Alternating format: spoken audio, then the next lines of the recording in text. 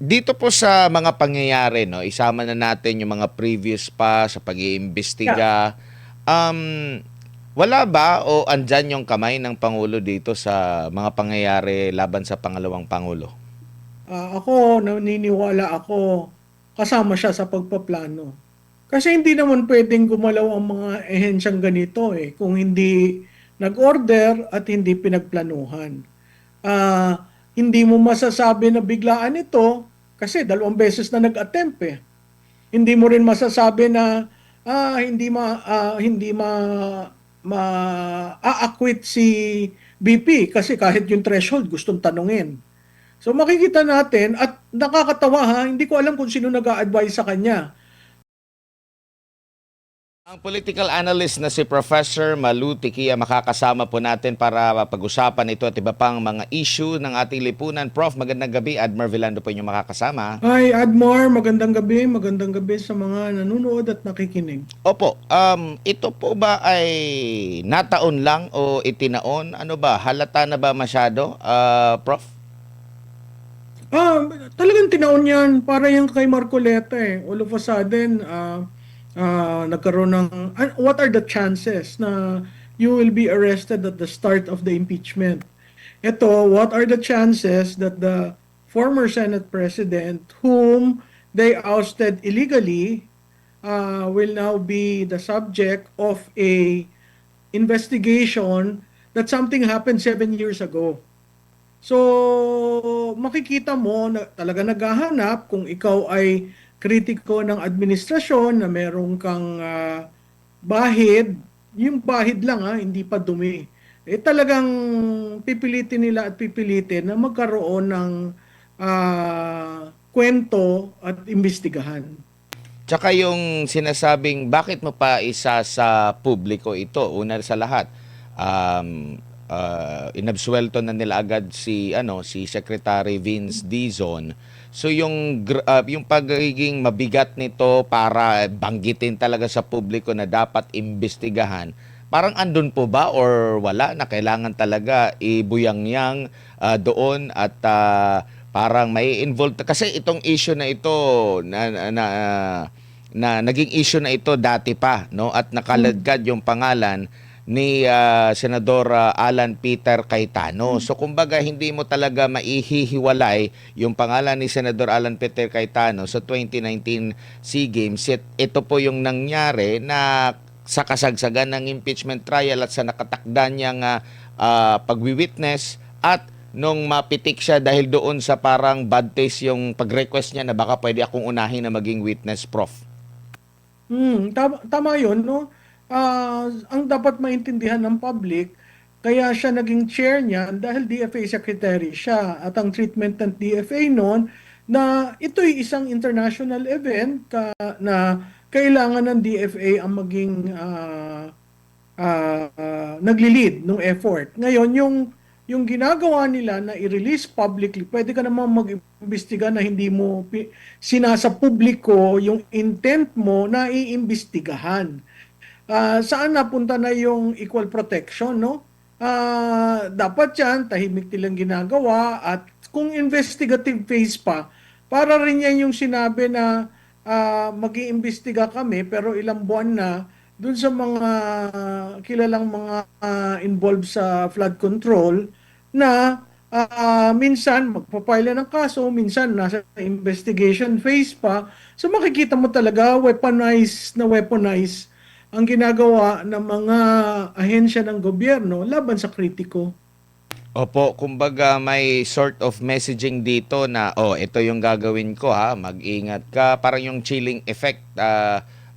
Prof, parang ganito yung nagiging ito yung nagiging trend ngayon sa gobyerno na magpapalabas sila, magpe-press con sila, bibigay sila ng pahayag sa publiko, lalo na doon sa mga issue na halimbawa doon po sa pagkakaroon ng majority, doon sa pagpapalit ng liderato. Bigla na lang natin naririnig ng mga ganito o biglang galing sa pagiging hinog na, magpa-file na tapos nung paglipat medyo naging hilaw na ulit. Parang ganito rin, Prof.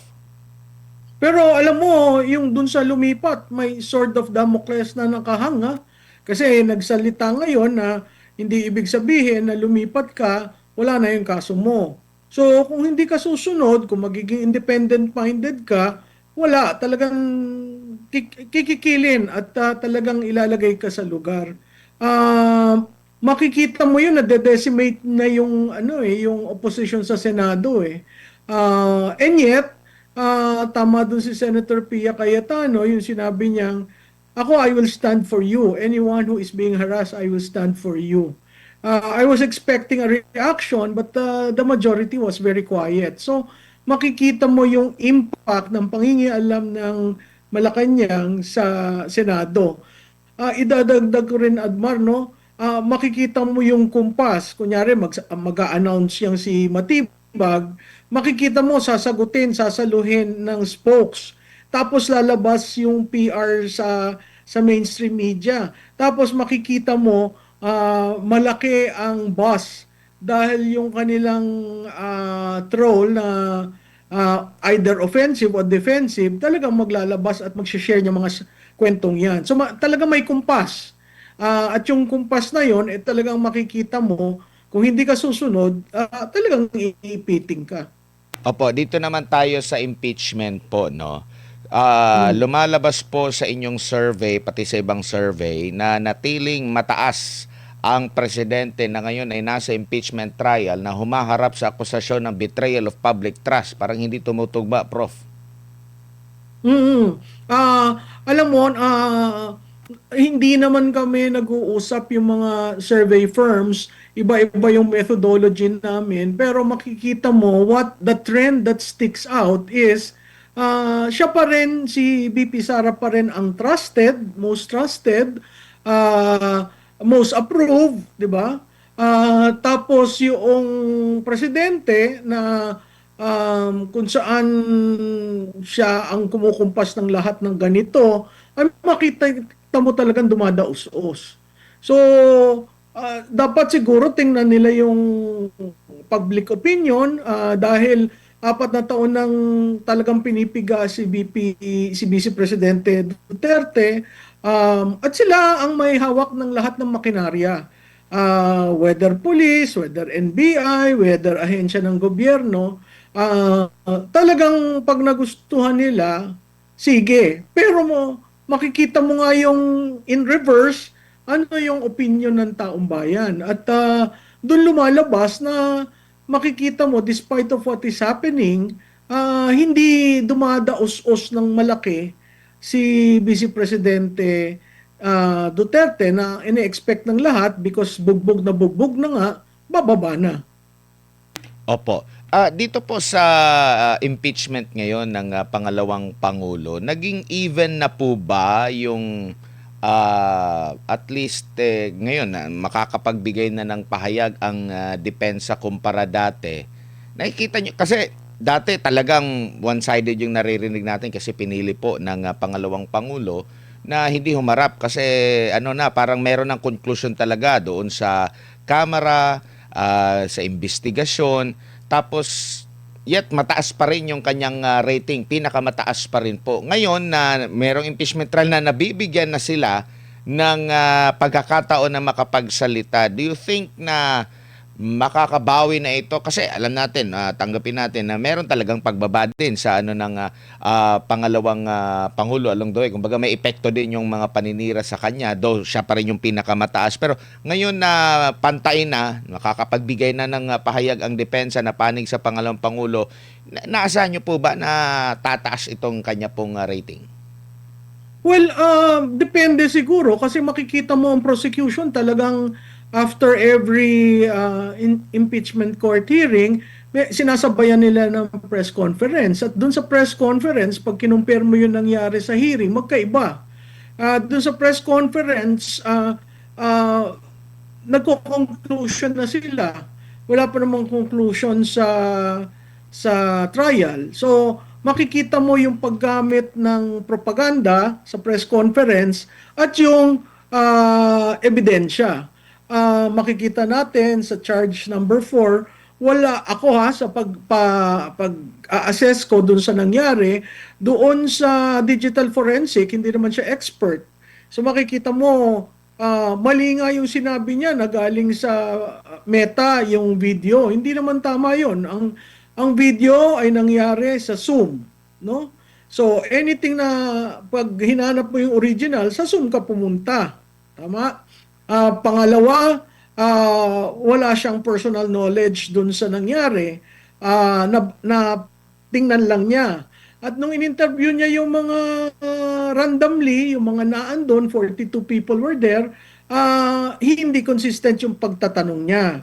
Yun namang si Attorney Lotok, uh, ang daming, ngayon lang ako nakakita na NBI na hindi masino sa typographical error. May typo error sa PINA, may typo error sa affidavit. Tapos nung tinanong siya, ang investigation lang niya kay BP. Ba hindi niya tiningnan yung allegedly yung tatlo. Wala namang complaint yung tatlo. So sa akin, ang suma total ko, napakahina ng dalawang witnesses. Ang problema, Admar, hindi naman yung sistema na pinagsang-ayunan ng dalawang parties, tatapusan muna si prosecution doon sa apat bago papasok si defense ng kanilang evidence. So yung nagagawa lang, nagre-rebut lang sila, nagka-counter sila, pero hindi sila nag-o-offer pa ng evidence. Kaya yung kunyari dyan sa grave threat, ipopospone mo muna ang iyong judgment, matapos yung apat, tapos magpe-present si defense ng kanilang evidence or witness, no? Telling yung hindi pagtawag kay Yusek Lopez at saka dun sa Sergeant at Arms ng House, yung nagsabi kay Yusek Lopez na ililipat siya sa Women's Correctional. Nagtaka ako bakit inalaw nila ng withdrawal, no? Kasi si Yusek Lopez was a hostile witness. So hindi ka lang basta naglilista doon tapos only to say na dahil sa redundancy, surplusage, hindi na namin siya tatawagan. Hostile witness nga eh, kaya nakakapagtaka. Pero ganun yung takbo, tapos biglang si Matibag, ako, ipupusta ko sa inyo, si Matibag, sasabihin niyan, may assassin. May kinontract na assassin, pero hindi niya masasabi dahil national security. So ano yon? Propaganda. So kung naghahanap tayo ng evidence at gusto natin maging patas sa issue ng grave threat, na ang grave threat naman ay hindi impeachable, mahina yung Article 4. No? Kaya tingnan natin, pag-usad nito, critical yung pinag-usapan na magdedebate sa Lunes tungkol dun sa BIR, sa SALN at sa AMLA, kasi yung kung ano man ang decision ng impeachment court, dun tatayo yung tatlong charges pa na naiiwan. Opo, doon po sa pagbawi ng marami, parang ani mo mahigit pa na mga witness.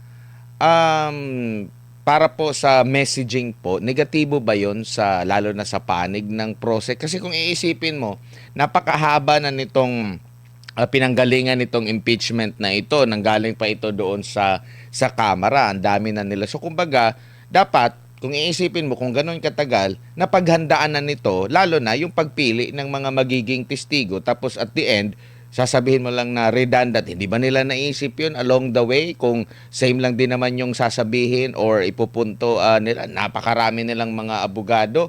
O sadyang pang-bluff lang ito dahil para magmukha na, oy, napakaraming mga testigo laban sa pangalawang pangulo. Ako ang tawag ko doon, propaganda eh. Biro mo mag-submit ka ng listahan, let's say ang total na listahan doon 20, tapos aalisin mo yung dalawa lang ang narinig. At doon sa dalawa pa ikot-ikot, no? So ako, talagang pinopaganda nila, tama ka doon sa sinabi mo, ba't hindi pinaghandaan ng tama, considering second time na ito.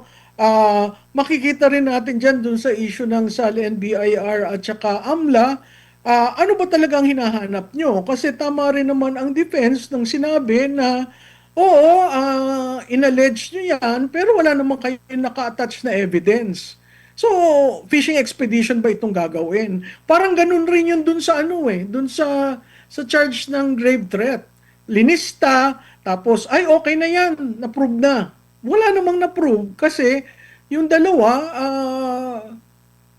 kung susumahin mo, walang personal knowledge eh.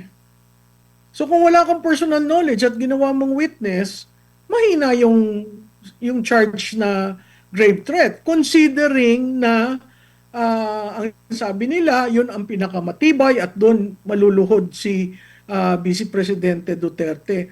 Alam mo, nakakatawa doon kaya nila inunayaan. Kasi gusto nilang i-establish yung karakter ni Vice Presidente. Ano yung karakter? That she is not fit to hold office. So sa simula pa lang, yun kaagad ang linagay nila kasi mapapahiya si Vice Presidente. Ibiro mo, ako hindi ako nag-agree na dapat ipalabas yung video. Kasi every time mong nakikita, nare-remind ang tao dun sa nangyari, pero dahil hindi kinuha yung kanilang hostile witness, hindi alam ng tao. Ano ba nangyari? Ba't ba nagalit si Bisi? Kasi kung nag-appear doon si Yusek Lopez, malalaman, kaya pala nagalit dahil doon. Kasi ngayon lahat na ang conclusion, ay may Romanov pala, ay may ganito. Hindi naman yun ang punot dulo. No, may tinatawag sa law yung res mensa na ibig sabihin yung intent. Na-establish ba ng prosecution yung intent ni BP doon sa grave threat? Kasi kailangan natin lagyan ng konteksto kasi kung walang konteksto, ang dating sa tao, uy, hindi talaga pwede si BP maging presidente. Uy, hindi siya pwede talaga maging leader kasi tinan mo, mainitin ang ulo. Yun kaagad eh. So it tries to shape the impeachment process with that character defining moment. Na sa prosecution, she cannot be a leader. Pero mo that conclusion was even made in the impeachment court. But that is not an impeachable offense. Yung bang karakter ng tao, impeachable? Hindi. Pero merong linya na sinabi na she is not fit for office. Her character shows that yung anger, yung gigil na gigil, di ba? Yung mere utterances. Sabi ko, wow, mere utterances is impeachable?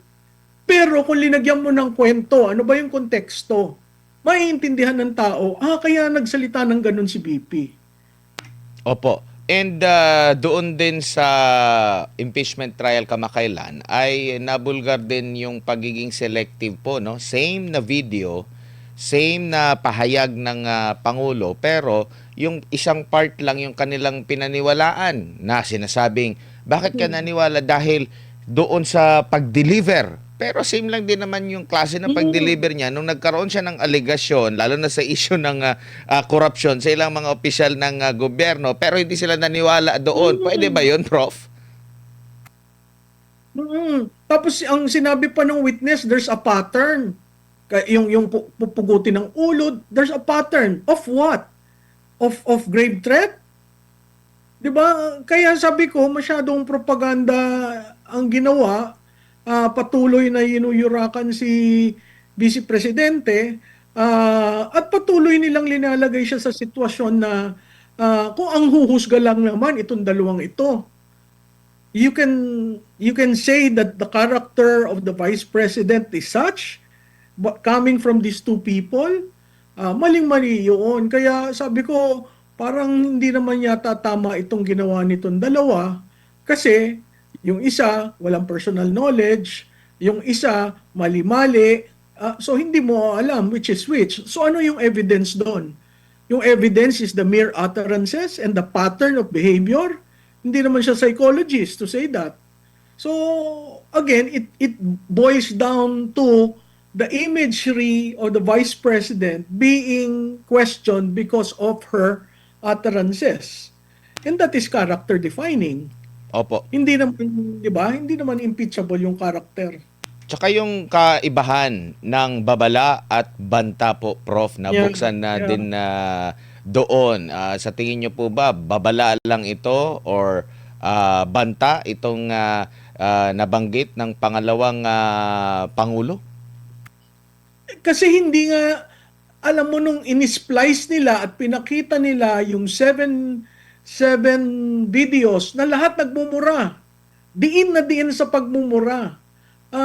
Ano yon? Proof yon na babala o ano yung isang sinabi mo? Banta.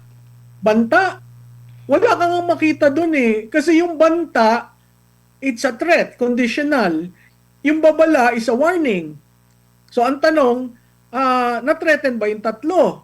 Nag-file ba yung tatlo ng kaso? Wala namang final na kaso. Ang they took it upon themselves, si NBI, to file the case. So, di ba ang tinanong doon, sino nag-order sa inyo? Kasi they took it upon themselves eh. And then yet, after what has been done, nakita mo nakapending sa DOJ. So I think that case will be dependent on the acquittal. Once she is acquitted, that case will move. Hindi ko alam kung may time limit yung pagkakaso nila. Katulad rin nung kay Senator Cayetano, 7 years has lapsed. Yung ba walang, what do you call this? Hindi ba stop na ang Estado? Dahil tapos na yung period na kailangan ka mag-file ng kaso. Opo. Prof, So, pero nakita natin kasi ginawa yes po, Prof. Opo, kasi pumapangit yung signal. Okay. Prof, okay. Okay na po. Prof, dito po sa mga pangyayari, no, isama na natin yung mga previous pa sa pag-iimbestiga. Wala ba o andyan yung kamay ng Pangulo dito sa mga pangyayari laban sa pangalawang Pangulo? After 4 years, ako, naniniwala ako, kasama siya sa pagpaplano. Kasi hindi naman pwedeng gumalaw ang mga ehensyang ganito kung hindi nag-order at hindi pinagplanuhan. Hindi mo masasabi na biglaan ito kasi 2 beses na nag-attempt eh. Hindi mo rin masasabi na hindi ma-acquit si BP kasi kahit yung threshold gustong tanungin. So makikita natin at nakakatawa hindi ko alam kung sino nag-a-advise sa kanya. Kahit mo bawasan ng Senado ng miyembro, lalo na dun sa minority, 16 pa rin naman eh. Kasi ang sinabi ng Constitution, klarado of all members. So hindi ko maintindihan bakit may tatayong senador at sasabihin hindi sila nag-agree dun sa presiding officer. No? So I guess that will be subject to Supreme Court petition if ever. Opo, huling topic na lamang po, Prof. Ito pong pagkondena ng Estados Unidos sa ICC. Ano po ang basa niyo po rito? Well, ako'y natutuwa.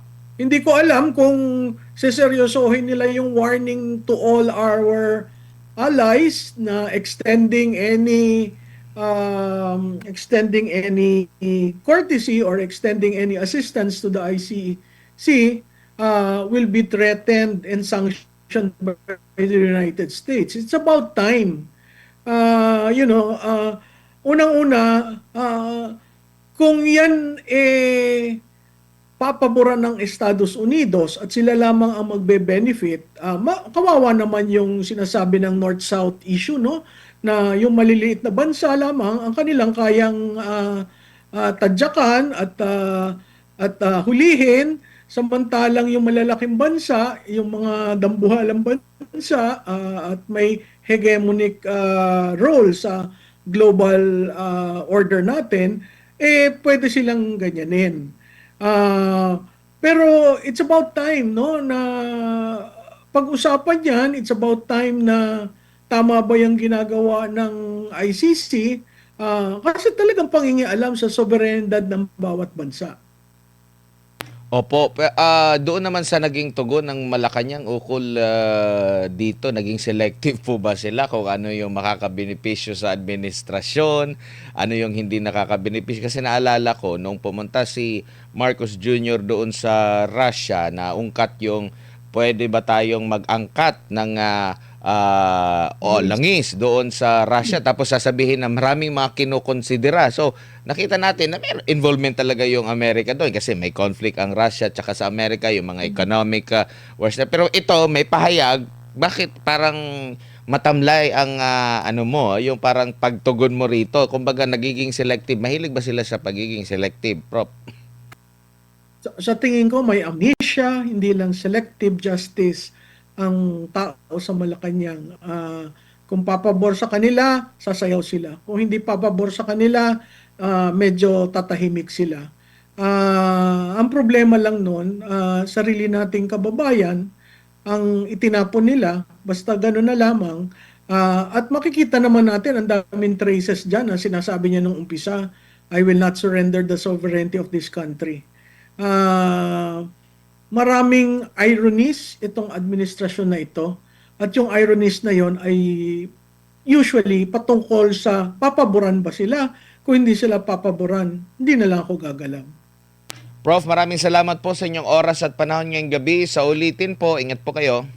Salamat, Admar. Salamat sa inyo. Si Professor Malutikia, isang political analyst, political strategist, atin pong nakapanayam ukol nga po dito sa issue ng impeachment trial doon sa US versus ICC, maging yung issue kinaharap po ni Senador Alan Peter Cayetano.